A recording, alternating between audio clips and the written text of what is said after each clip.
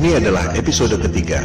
Pada 2 episode sebelumnya, kita sudah menjawab 3 dari 10 argumen yang selama ini membuat kita yakin bahwa bumi berbentuk bola. Pada episode ini, kita akan membahas topik nomor 4 dan 5, yaitu soal teori bumi mengelilingi matahari dan gravitasi Newton yang merupakan landasan dari seluruh dogma sains modern. Kita mulai dengan topik keempat, tentang persepsi bahwa Galileo membuktikan teori heliosentrik atau bumi mengelilingi matahari. Manusia sudah ribuan tahun mengamati alam semesta. Apa yang mereka lihat adalah sama dengan apa yang kita lihat saat ini jika otak kita tidak dijejali dengan berbagai propaganda sebelumnya. Jangan sekali-sekali meremehkan para astronom kuno, karena merekalah kapal laut bisa menyeberangi benua tanpa kompas hanya dengan melihat formasi bintang. Zodiak yang Anda pakai sekarang merupakan hasil pengamatan mereka. Mereka mampu menghitung gerhana secara akurat. Jika Anda melihat situs resmi NASA, perhitungan astronom kuno masih digunakan sampai sekarang. Mereka mampu menghitung pergerakan bintang selama 25.000 tahun yang disebut sebagai The Great Platonic Year. NASA pun masih menggunakannya sampai sekarang. Jika kita melihat langit, kondisinya persis seperti di planetarium, bahwa kita dan bumi ini diam. Bintang-bintang berputar mengelilingi kita pada langit yang berbentuk kubah. Semua bintang berputar, kecuali satu yang posisinya tak pernah berubah, yakni bintang utara atau North Star. Para astronom kuno memandang bahwa bintang utara terletak pada titik puncak yang merupakan poros kubah. Itu sebabnya bintang utara posisinya tetap, dan bintang-bintang lain posisinya berputar. Kondisi bumi datar dengan langit berbentuk kubah merupakan kosmologi yang umum pada agama-agama besar di dunia.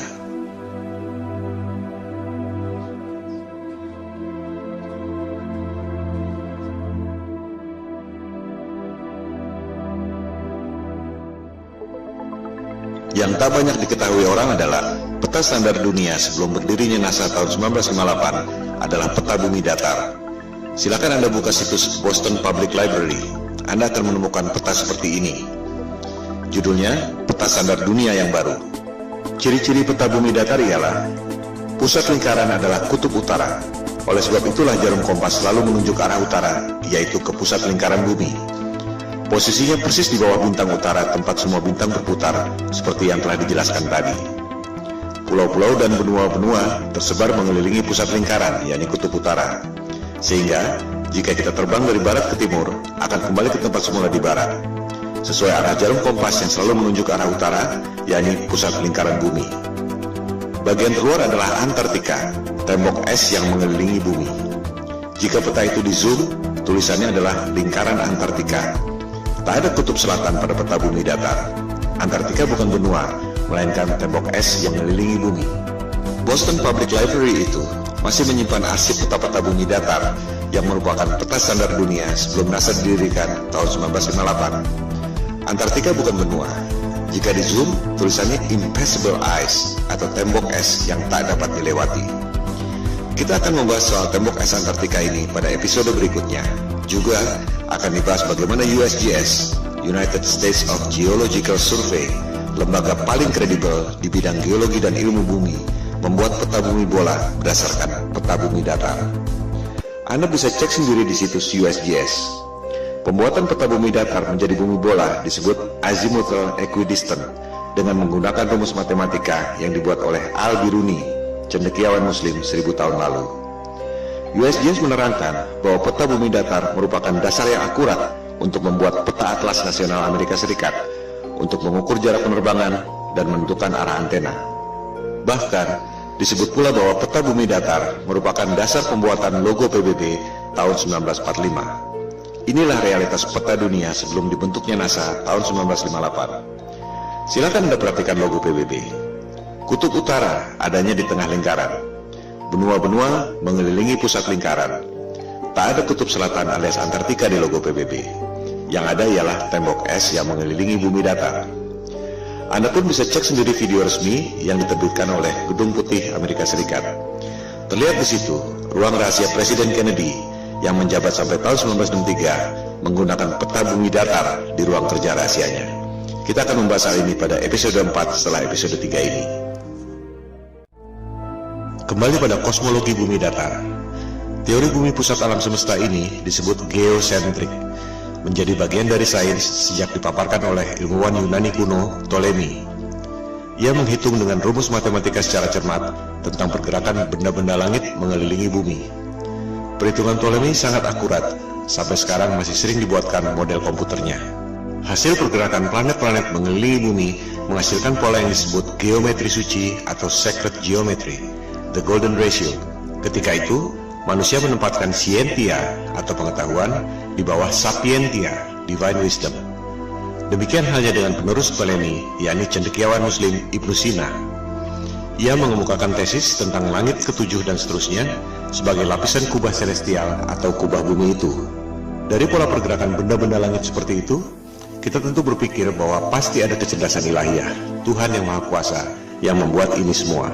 Bahwa ruh dan kecerdasan kita berasal dari atas, yaitu kecerdasan transendental. Hal itu yang tak diinginkan oleh sains modern yang mempropagandakan bahwa alam semesta terjadi secara acak atau random. Kecelakaan kosmik dalam galaksi mati yang tak bertuhan, di mana kecerdasan Anda berasal dari bawah, yaitu evolusi dari submolekul. Teori bumi mengelilingi matahari juga sudah ada sejak 2500 tahun lalu. Teori ini dikemukakan oleh penyembah dewa matahari, Martianus Capella. Sains barat menganggap teori bumi mengelilingi matahari dikemukakan oleh Copernicus, dilanjutkan oleh Galileo. Padahal Copernicus dalam bukunya mengatakan bahwa ia sangat dipengaruhi oleh Martianus Capella, tokoh pagan alias musyrik penyembah dewa matahari yang hidup 2000 tahun sebelumnya. Kebanyakan orang berpikir bahwa Galileo membuktikan teori bumi mengelilingi matahari, seolah Galileo dihukum oleh otoritas agama karena mengatakan kebenaran, bahwa agama adalah korup, saintis adalah pahlawan. Padahal yang terjadi justru sebaliknya. Silakan Anda cek buku The Genesis of Science yang sudah dirangkum pada Wikipedia. Otoritas agama memberi kesempatan pada Galileo untuk membuktikan teorinya. Justru Galileo yang gagal membuktikannya. Pembuktian saintifik yang gagal dilakukan oleh Galileo ini disebut stellar parallax, yang masih dilakukan orang sampai sekarang. Sederhananya seperti ini. Jika Anda berdiri di posisi A, melihat pucuk pohon C, akan terlihat bahwa pucuk pohon C itu seolah berada di depan tebing X. Jika Anda berdiri di posisi B, melihat pucuk pohon yang sama, akan terlihat bahwa pucuk pohon C itu seolah berada di depan tebing Y. Padahal sebenarnya pohon dan tebingnya tidak berubah. Yang berubah adalah posisi dan sudut pandang Anda. Analogi sederhana itu diterapkan pada sudut pandang kita lewat teleskop, jika betul bumi berputar mengelilingi matahari dalam 12 bulan. Ketika bumi berada di posisi A, katakan pada bulan Januari, kita melalui teleskop akan melihat bintang C, posisinya ada di depan rasi bintang X. Setengah tahun kemudian, misalnya pada bulan Juli, kita melalui teleskop akan melihat bintang C, posisinya ada di depan rasi bintang Y.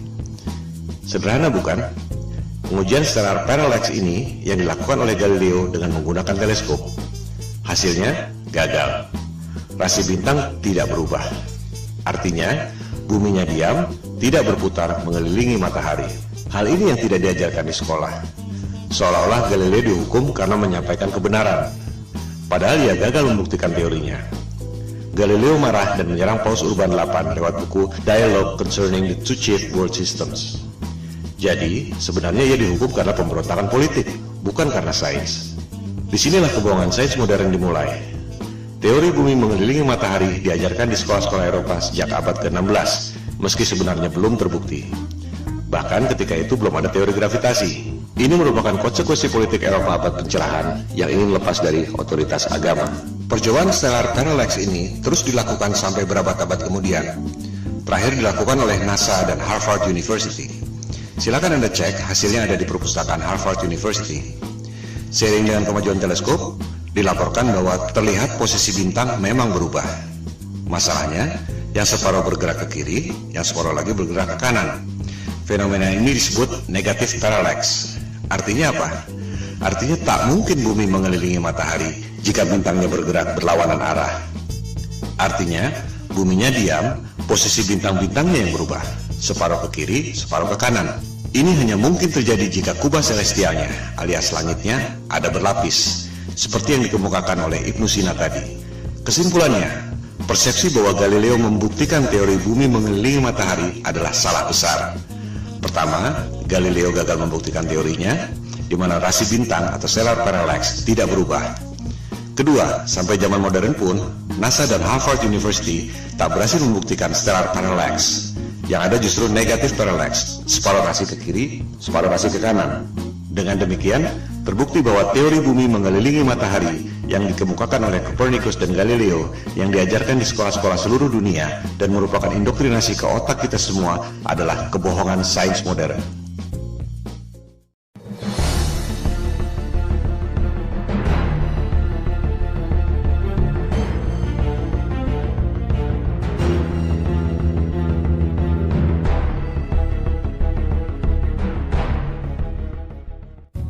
Teori gravitasi adalah fondasi utama yang merasionalkan teori bumi bola mengelilingi matahari.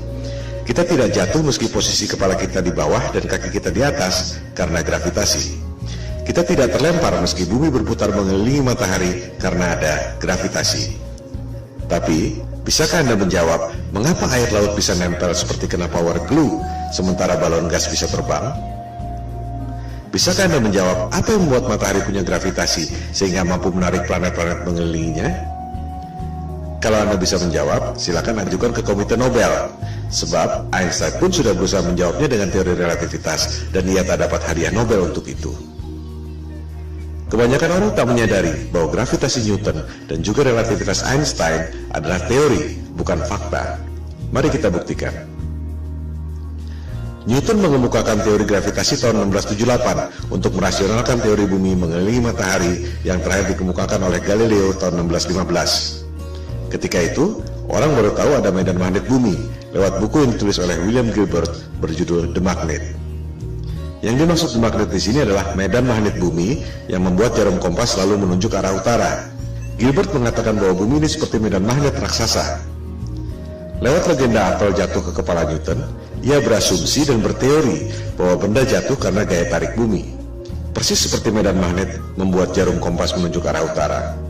Padahal, jika kita ganti jarum kompas dengan kayu, maka medan magnet bumi tak dapat menariknya.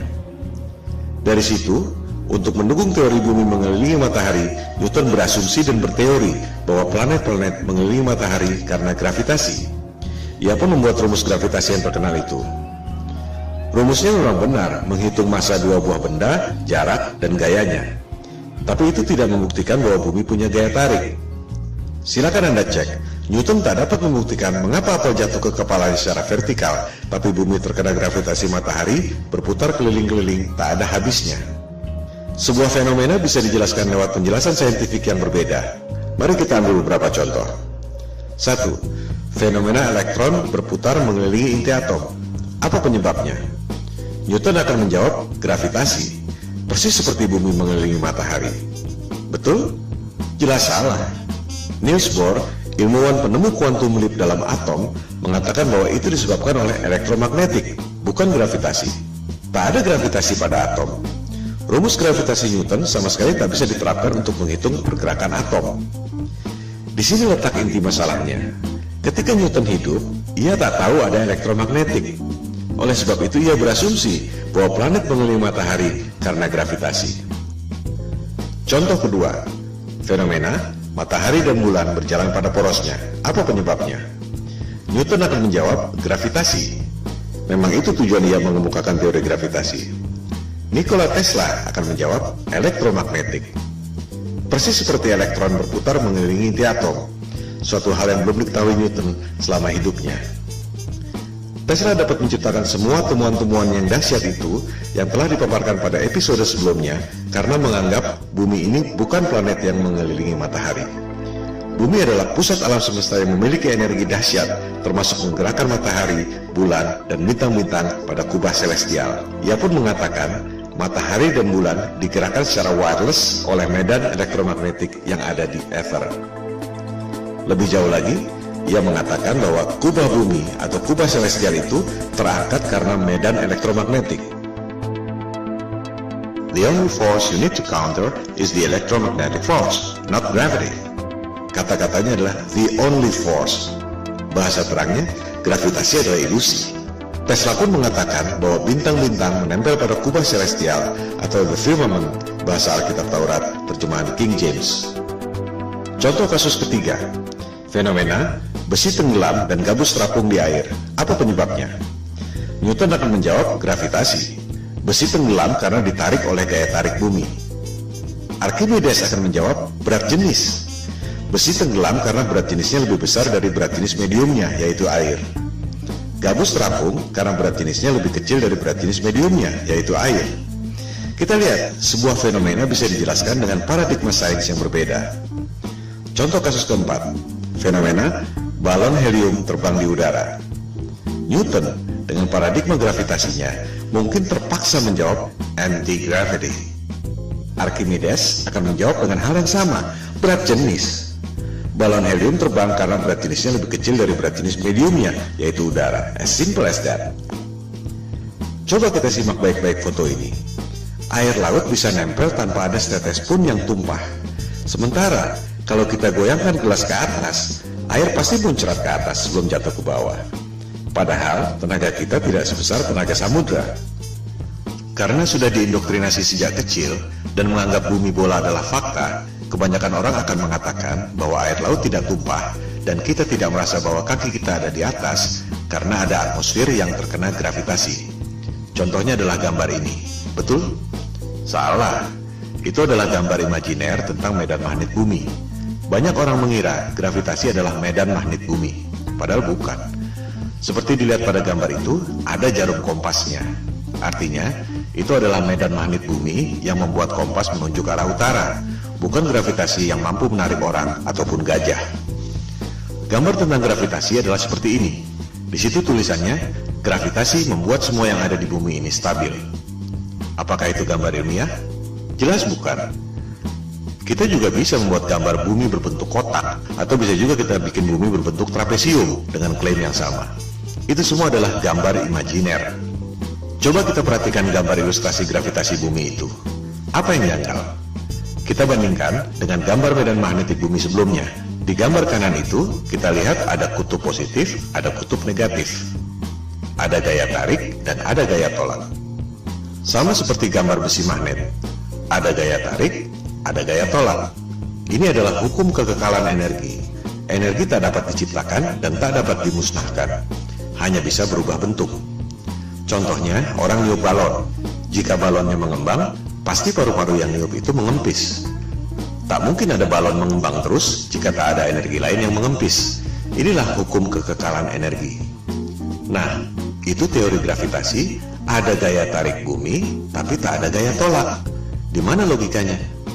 Ini bertentangan dengan hukum kekekalan energi. Sekali lagi, gambar-gambar pendidikan yang canggih-canggih itu adalah gambar imajiner. Tergantung asumsi orang yang membuatnya. Bukan berarti bahwa itu fakta. Newton tak dapat menjelaskan mengapa bumi bisa punya gaya tarik. Yang bisa menjawab itu adalah Einstein tahun 1905. Dia bilang, gravitasi terjadi karena massa yang besar seperti bulan, bumi, matahari membuat ruang dan waktu melengkung.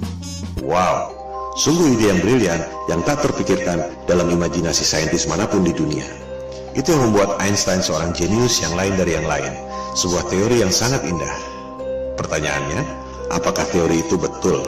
Itu cuma teori yang ada dalam tulisan dan gambar, tak pernah ada di alam nyata. Contohnya ini. Orang mencoba menjelaskan teori relativitas Einstein, bagaimana ruang dan waktu melengkung, menciptakan gravitasi yang membuat planet-planet mengelilingi matahari.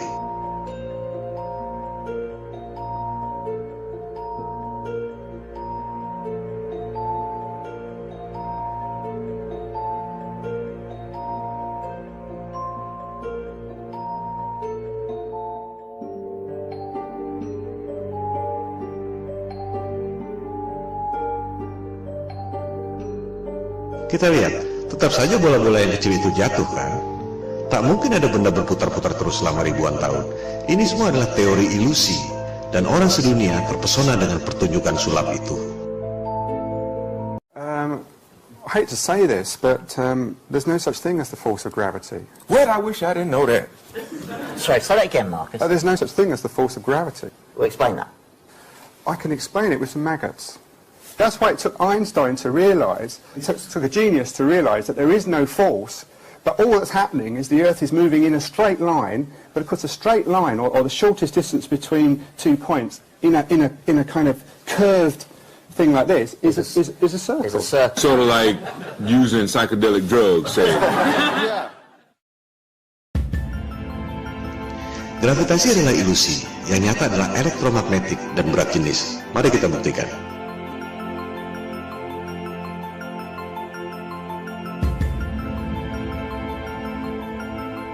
Jadi, betul kata Tesla. Satu-satunya gaya yang harus kita hadapi adalah elektromagnetik, bukan gravitasi. Elektromagnetik bisa kita buktikan lewat benda-benda nyata, bukan cuma gambar-gambar konsep imajiner seperti gravitasi. Huge alternating electric current. On top is a 1 kilogram aluminium plate. So we hear this noise. What's that noise? It's the vibration of the plate because it's vibrating at 2 times the frequency of this one. Whoa!